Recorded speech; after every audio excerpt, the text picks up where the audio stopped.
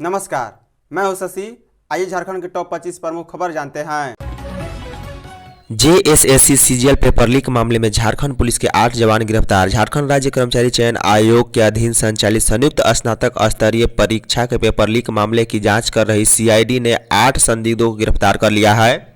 गिरफ्तार आरोपितों में झारखंड पुलिस की इंडिया रिजर्व बटालियन 8 गोड्डा के 5 जवान, असम राइफल का 1 जवान, गृह रक्षा वाहिनी का 1 जवान व असम राइफल के जवान का भतीजा भी शामिल है। पेपर लीक मामले का कथित मास्टरमाइंड गोरखपुर का निवासी है, जिसका तलाश जारी है। अपराध अनुसंधान विभाग ने जारी प्रेस बयान में बताया है कि 21 सितंबर 2024 व 22 सितंबर 2024 को राज्य के सभी जिले में जेएसएससी सीजीएल की परीक्षा 3 पालियों में आयोजित की गई थी। सीजीएल परीक्षा के पेपर में कथित धोखाधड़ी व सीजीएल परीक्षा के उम्मीदवारों के साथ धोखाधड़ी व दिग्भ्रमित करके प्रश्न पत्र देने के नाम पर धन उगाही का मामला सामने आया है। सीआईडी ने 1 जनवरी को प्राथमिकी दर्ज की थी। अनुसंधान के क्रम में पता चला है कि परीक्षा के पूर्व ही एक गिरोह के सदस्यों ने अभ्यर्थियों को सीजीएल के प्रश्न को देने के नाम पर धन की उगाही की है। इसमें आमजन में सीजीएल प्रश्न पत्र लीक के संबंध में अफवाह भी फैल गई है।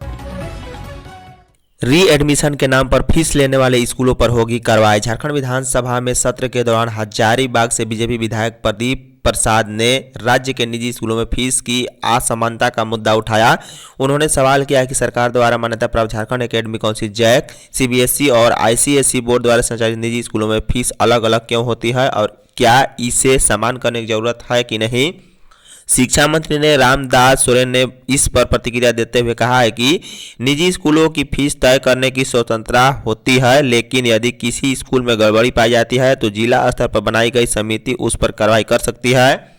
मंत्री ने बताया है कि इस समिति के पास 50 से लेकर 2.5 लाख रुपए तक का जुर्माना लगाने का अधिकार है और यदि स्कूल जुर्माना नहीं देता है तो सरकार कानूनी कार्रवाई भी करेगी।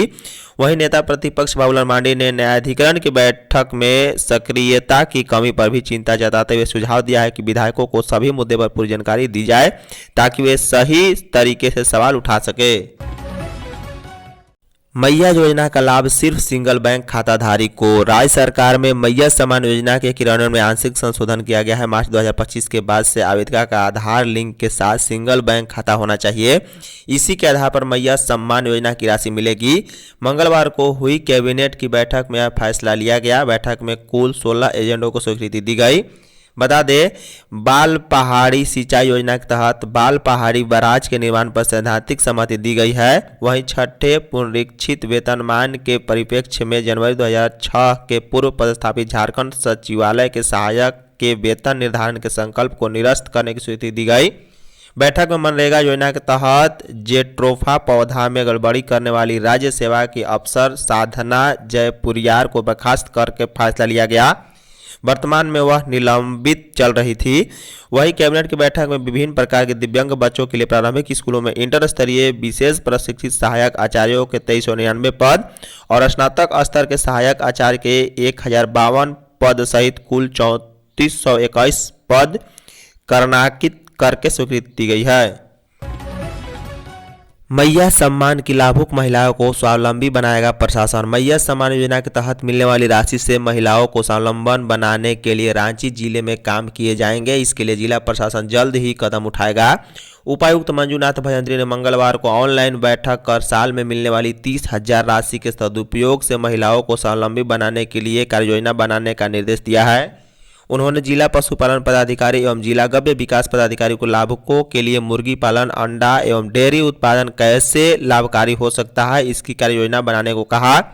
उपायुक्त ने कहा है कि झारखंड मुख्यमंत्री मैया सम्मान योजना के तहत जो राशि लाभुक के खाते में जा रही है उसका सदुपयोग कर महिलाएं उससे कई गुना कमा सकती है।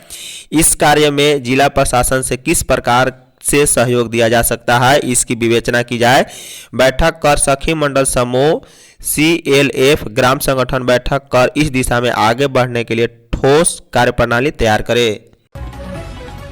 राज्य आंदोलनकारी को उत्तराखंड जैसे आरक्षण राशि पर होगा विचार। मंत्री योगेंद्र प्रसाद ने सदन में मंगलवार को कहा कि पुलिस की चार्जशीट में शामिल झारखंड आंदोलनकारियों को भी उत्तराखंड की तरह सम्मान राशि देने पर सरकार विचार करेगी।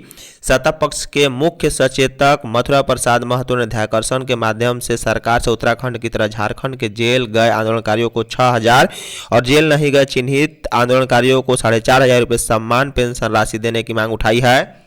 झामुमो विधायक हेमलाल मुर्मू ने भी उत्तराखंड की तरह सरकार के तृतीय और चतुर्थ पदों पर आंदोलनकारियों के आश्रितों को 10% क्षैतिज आरक्षण देने की मांग रखी थी।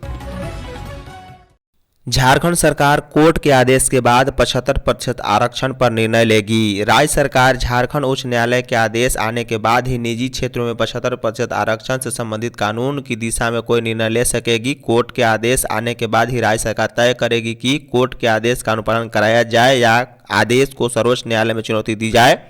श्रम नियोजन एवं प्रशिक्षण मंत्री संजय प्रसाद यादव ने मंगलवार को विधानसभा में जेएलकेएम के विधायक जयराम महतो के अल्पसूचित प्रश्न पत्र पर उत्तर दिया है।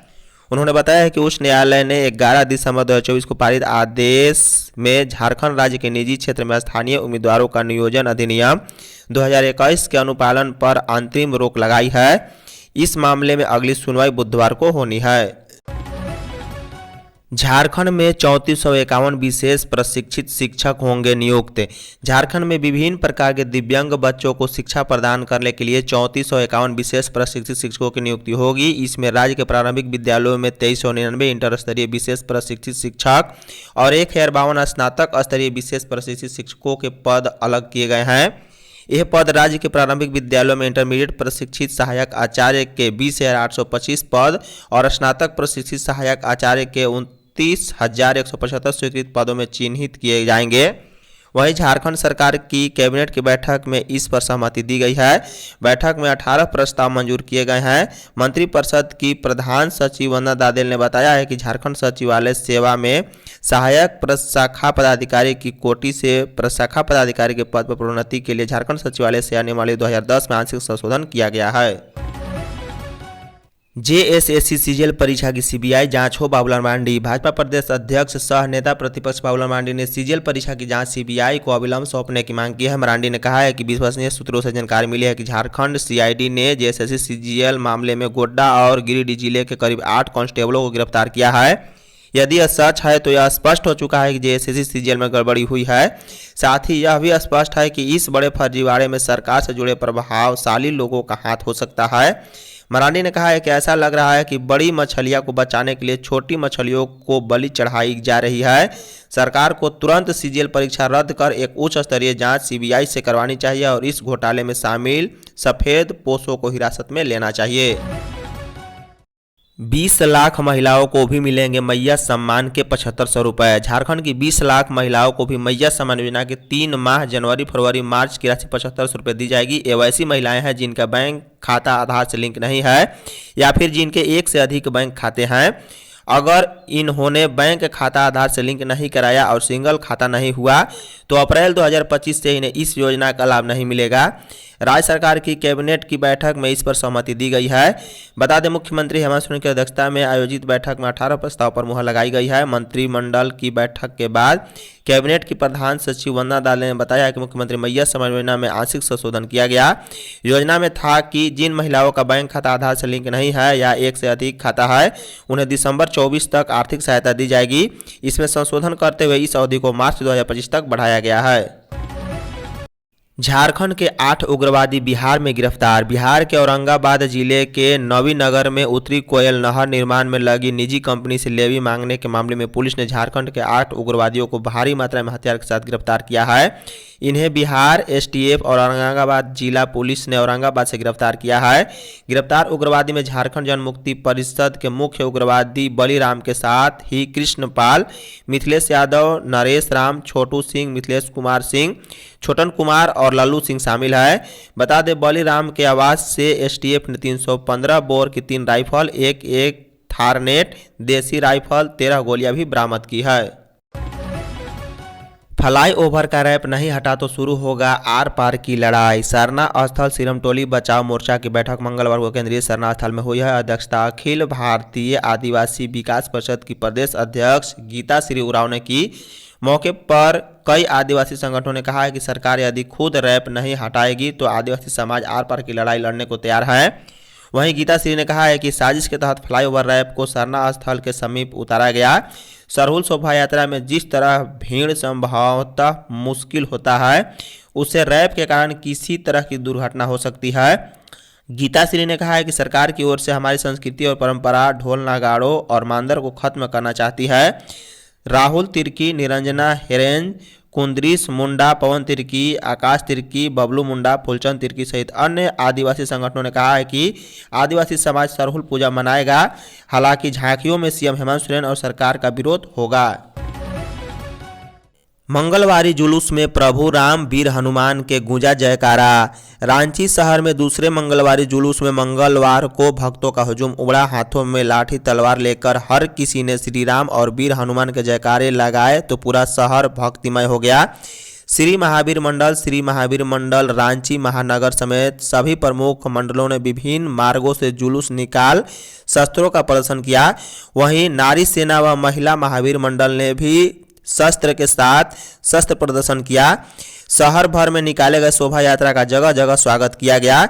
बता दें, श्री महावीर मंडल रांची महानगर ने श्री संकट मोचन हनुमान मंदिर मेन रोड में ध्वज पूजन कर ध्वज लगाया है।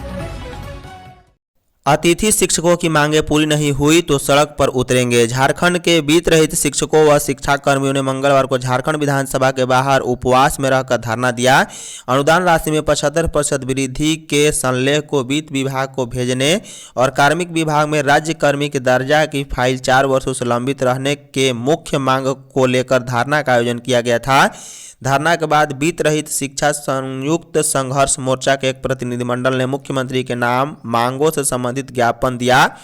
मोर्चा अब आगे राजभवन का घेराव करेगा और राज्यपाल को ज्ञापन देगा।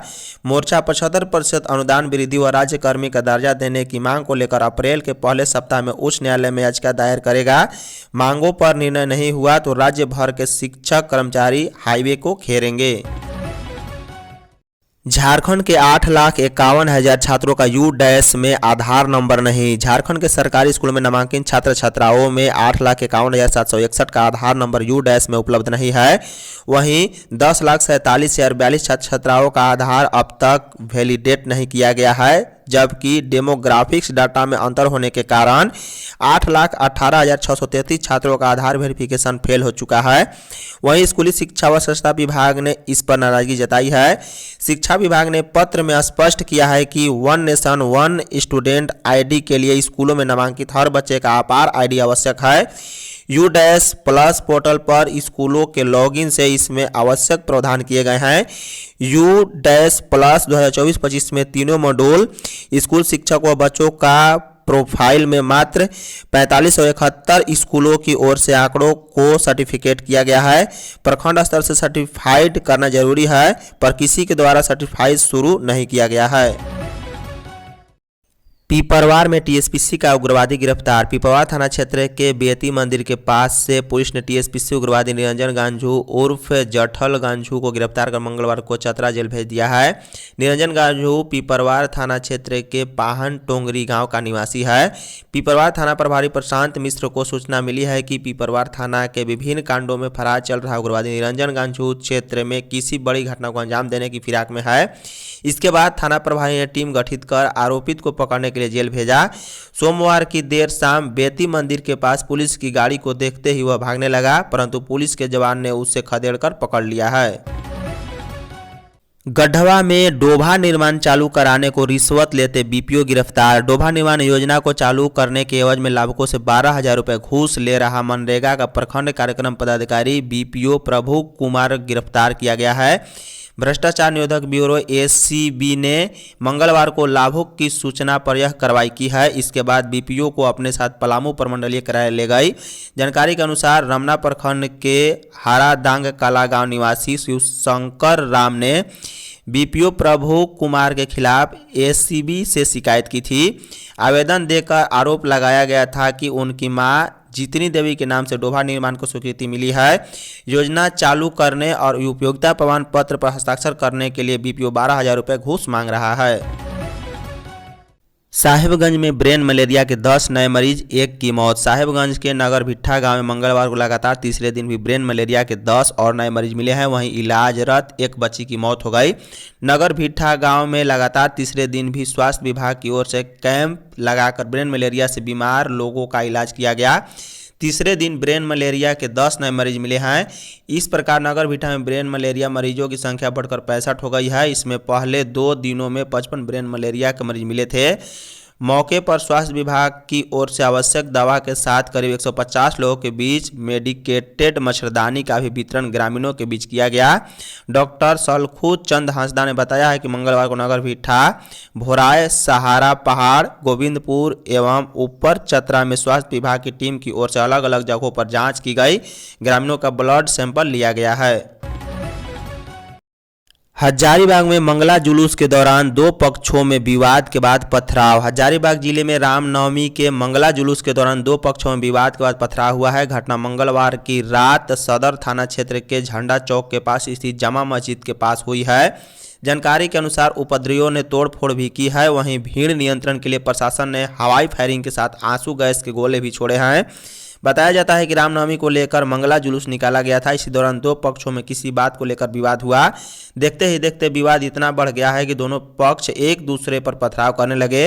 मौके पर हजारीबाग एसपी समेत कई अधिकारी भी मौजूद हैं। घटनास्थल पर भारी संख्या में पुलिस बल को तैनात कर दिया गया है।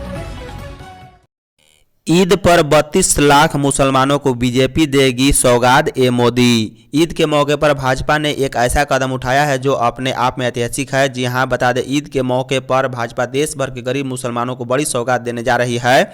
भाजपा यानी भारतीय जनता पार्टी ने देश भर के 32 लाख गरीब मुसलमानों को ईद के मौके पर सौगात ए मोदी किट देने की घोषणा की है।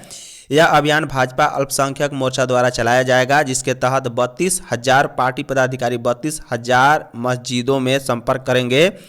इस पहल का उद्देश्य गरीब मुसलमान परिवारों को ईद की खुशियां मनाने में सहायता करना है। अब सवाल है कि आखिर सौगात ए मोदी किट क्या है, इसमें क्या क्या होगा। बता दें, सौगात ए मोदी किट गरीब मुसलमानों को ईद का तोहफा है। गरीब मुसलमान भी अच्छे से ईद मना सके, इसके लिए भाजपा उन्हें ईद मनाने के लिए यह किट दे रही है। इसमें वे जरूरी चीज़ें होंगी जिसका इस्तेमाल कर गरीब मुसलमान अपनी ईद मना सकते हैं।